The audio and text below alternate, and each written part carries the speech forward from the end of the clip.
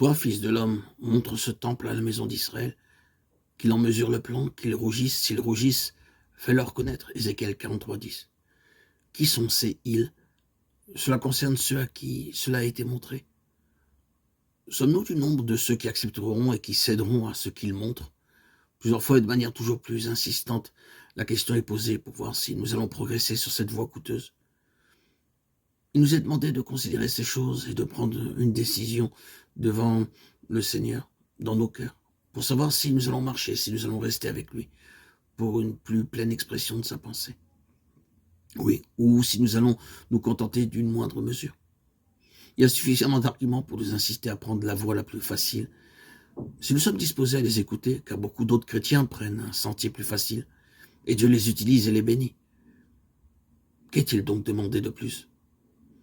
Tout ce que je dis, c'est que si vous avez des raisons de penser que l'Église aujourd'hui dans l'ensemble est du bon côté de la grande révélation du dessein de Dieu en Christ, si vous êtes sûr qu'il en est ainsi, alors allez avec cette majorité.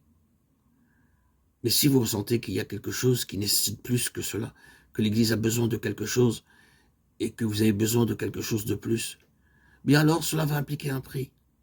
Vous serez sauvés, bien sûr, si vous mettez votre foi dans le Seigneur Jésus. Mais il ne s'agit pas de cela ici.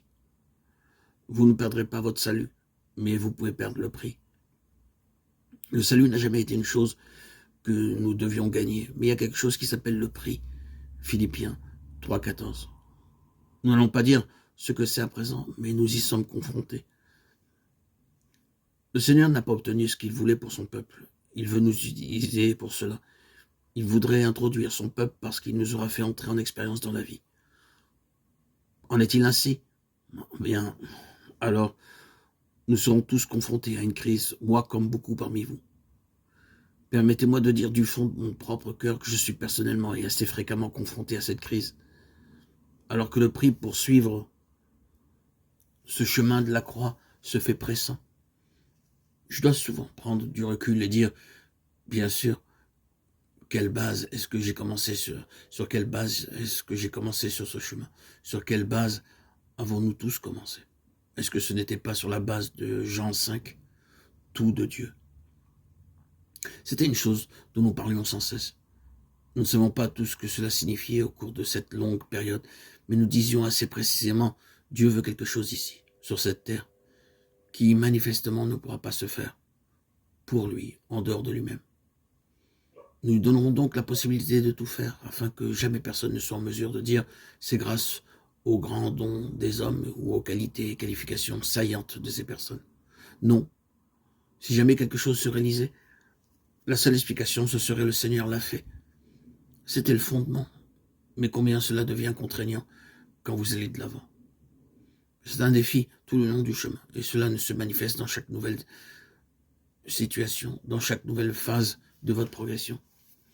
Êtes-vous toujours prêt à demeurer sur la seule base qu'il est Seigneur? Si le Seigneur n'entre pas dans cette chose d'une manière toute nouvelle, vous êtes fini. Êtes-vous préparé pour cela? Il y a un mystère à ce propos, le mystère de l'Évangile.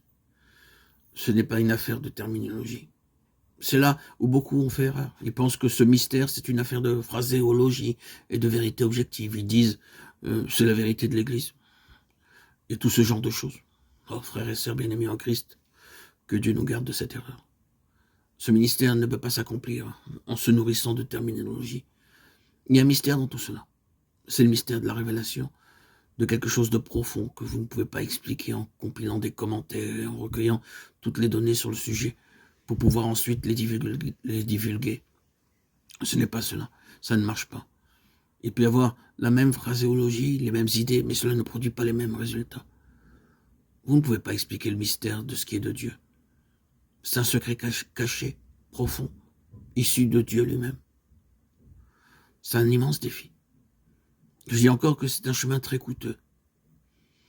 Et nous devons pouvoir dire, et si nécessaire, le redire encore et encore. Je ne veux avoir aucune autre alternative. Je dois marcher avec Dieu, quoi qu'il en coûte. Que le Seigneur nous aide à nous maintenir sur cette position.